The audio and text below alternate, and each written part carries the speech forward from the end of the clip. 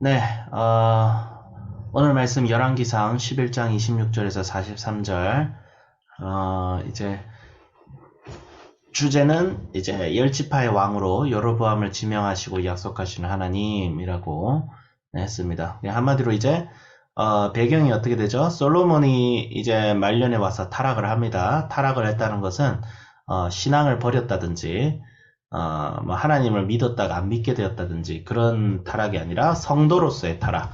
예수 그리스도를 믿기는 믿는데 예수님을 이제 닮아가는 이제 다윗의, 그러니까 구약에서는 이거를 어떤 길로 표현했냐면 나의 종 다윗의 길로 가라. 예. 내 종 다윗의 길이 어떤 길이었냐면 예수님을 닮아가는 성화의 삶이었죠. 근데 그 길을 가지 못한 거죠. 가지 못함으로 인해서 하나님께서 이제 솔로몬을 징계하십니다. 솔로몬을 징계하시는데 첫 번째는 솔로몬 사후에 그 아들 때에 그 나라가 둘로 갈라지는 것이죠. 예, 열 지파는 여러 그 다른 자에게 주고 나머지 한 지파만 유다에게 주고. 그럼 여기서 퀘스천 마크가 있어요. 나머지 한 지파는 뭘까요? 네, 갑자기 그 지파는 왜? 근데 이게 뭐냐면 1 플러스 1이에요. 베냐민 지파를 말합니다. 예. 근데 왜 베냐민 지파는 카운트가 안 되고 열 지파만 주냐면 사실 베냐민 지파는 그 왕 이전이죠. 사사시대 때 내전을 일으킨 주범이었어요. 그래서 베냐민 지파는 한번 크게 몰락했다가 부활하는데 유다 지파에 종속된 지파입니다. 베냐민 지파는 이때부터 독립적인 지파가 되지 못하고 있어요. 그래서 베냐민 지파와 유다 지파는 그냥 1 플러스 1이다. 그냥 유다 지파 하면 그 안에 베냐민 지파가 그냥 섞여 들어오는 거예요. 그래서 나머지 10지파를 하나님께서 너에게 주겠다. 그렇게 얘기를 하고 계시죠. 그래서 여로보암을 이제 지명하시는데 여로보암은 솔로몬의 신하였습니다. 솔로몬의 신하였고 사실 솔로몬의 신하의 아들이면서 신하였어요. 그러니까 아마 여로보암이 이제 솔로몬 밑에서 일을 했을 때 솔로몬이 굉장히 늙었을 때였을 거예요. 왜냐하면 솔로몬의 신하의 아들이었다고 되어 있기 때문에.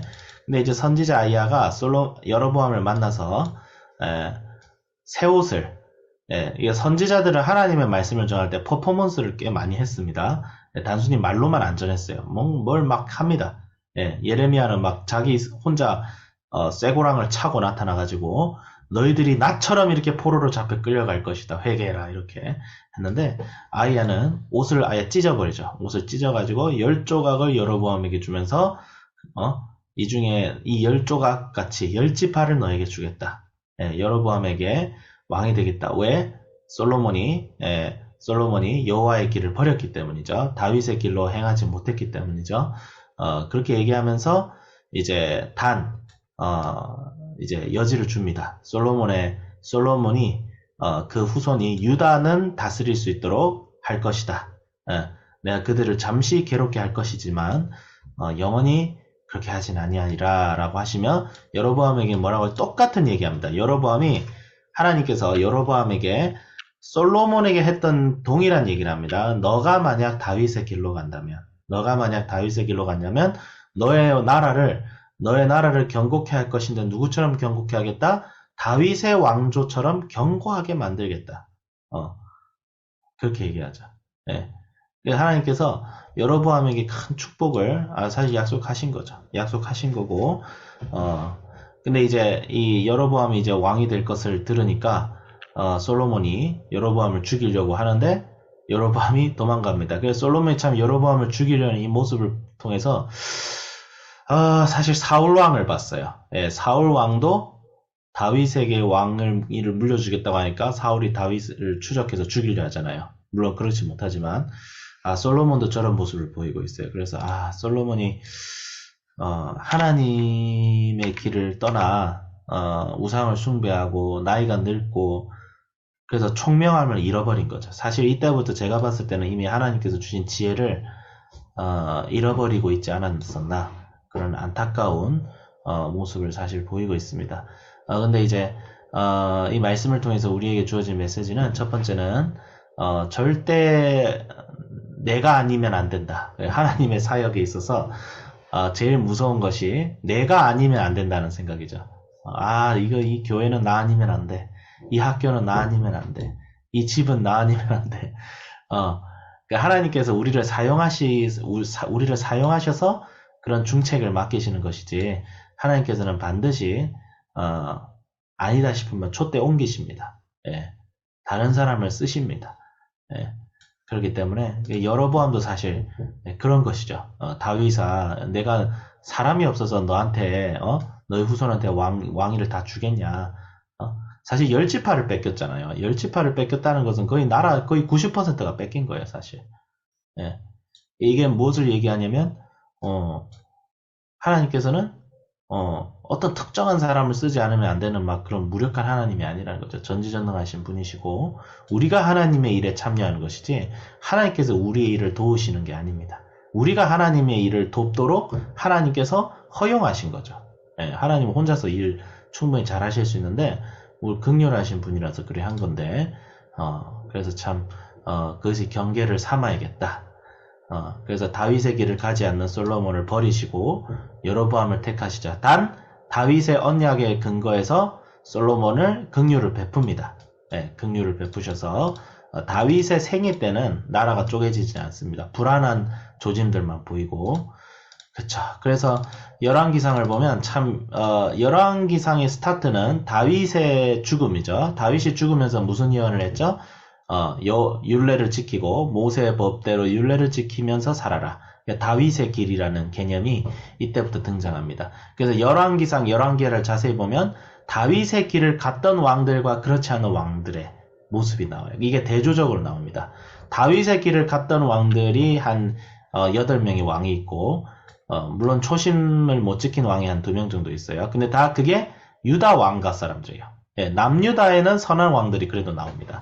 북이스라엘은 여로보암의 운명에 대해서 여로보암이 나중에 금송아지 만듭니다.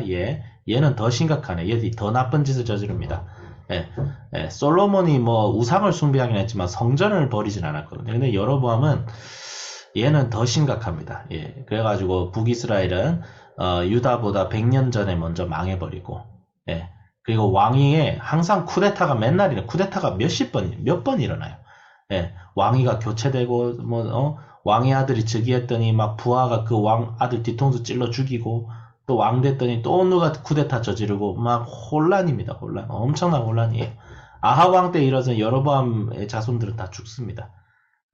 그래서 이런 것을 보면, 역시 하나님께서 다윗의 왕가의 언약을 하나님께서 지키시는구나. 다윗이 등불을 가지도록 한다. 이것은 다윗의 자손 예수 그리스도의 이름을 예표하는 그 성전을 유지시키는, 그래 하나님의 구속사를 위한 그 목적을 비록 솔로몬이 타락했을지라도 계속 이어나가겠다. 그런 하나님의 의지가 있고, 솔로몬의 말년이 너무 안타깝지만 이게 우리의 그 과제인 것 같아요. 하나님을 닮아갈 것이냐. 그래서 신명기에서 보면 생명의 길과 저주의 길, 사망의 길이 있습니다. 생명의 길은 여호와 하나님을 닮아가는 삶, 예수 그리스도를 닮아가는 삶. 저주의 길은 예수님 버리고 우상 숭배하는 삶. 그러니까 계속 세상 좋다고 나아가서는 절대로 안 되겠다. 저부터 경계를 해야겠다. 그러니까 우리가 세상 속에 살지만 세상의 빛과 소금이 되어서, 그래서 저는 애들한테 항상 하는 얘기가, 너희들은 트렌드를 따라가는 자들이 아니라 너희들은 트렌드를 만들어 나가는 자다. 트렌드 팔로워가 아니고 트렌드 메이커가 돼야 된다. 너희들은 예수 그리스도의 복된 삶을 만들어 나가서 그것을 다른 사람에게 제시할 수 있는 사람이 돼야 되지. 여기 이렇게 살면 좋은 게 하니까 따라가는 삶을 살지 마라. 우리 여기 비즈니스 해봐서 아시잖아요. 트렌드 만들어서 돈 버는 사람은 0.1%잖아요. 근데 너희들이 그런 사람이 돼야 된다. 뭐 인스타 보면서 이거 좋다 저거 좋다 따라가지 마라. 그거다 니들 돈 뜯으려고 한 짓이다. 그 얘기 자주 해요. 근데 요즘 점점 그게 맞는 것 같아요. 정말 구별된 삶을 살아야겠다. 세상이 좋아 보이는 것이 진짜 좋다고 하는 게 다 좋은 것이 아니구나. 그런 걸 보면서 저도 적용하기를, 다윗의 길을 가야겠다. 예수 그리스도의 길을 가야겠다. 그것은 내 행함이 막 다 완전하고 그걸 얘기하는 건 절대 아니에요. 근데 그 있잖아요. 이제 부족할지라도 끝까지 따라가는 사람과 뭘 잘하는데 배신 때리는 사람은 다르잖아요. 그쵸? 그러니까 첫 번째의 삶을 우리가 살아야지, 부족해도. 두 번째는 아니다. 우상숭배는 절대 해서는 안 되는 죄구나. 우상숭배 하지 말고 좀 내 마음을 좀 잃을 만한 것이 있으면 그럴수록 더 예수님을 닮아가는 더 예수님을 생각하고 그래서 하루에 3번 기도하고 예배드리는 삶이 참 귀한 삶이구나. 세상 속을 살아가면서도 저도 이제 신학교도 참 만만치가 않아요. 신학교가 경건의 훈련을 할 수 있는 공간은 참 많은데 실제로 보면 좀 아쉬운 게 있어요. 근데 그럴수록 더 내가 경계를 삼아서 가야겠다라고 저도 적용했습니다. 기도하겠습니다. 하나님 아버지 감사드립니다. 우리가 다윗의 길을 갈 수 있게 하여 주시옵소서. 부족할지언정 하나님을 사랑하고 그 사랑을 고백하고 정말 부족할지언정 긍휼하신 하나님께 의지하여서 우리 외에 우리 마음의 중심에 하나님 외에 다른 것이 있지 않게 하여 주시옵소서. 하나님과 우상을 겸하여 섬기지 않게 하여 주시옵소서. 세상에 좋아 보이는 것이 실상은 좋은 것이 아니라는 사실을 깨닫게 하여 주시옵소서. 감사드리며 우리 주 예수 그리스도의 이름으로 기도드립니다. 아멘.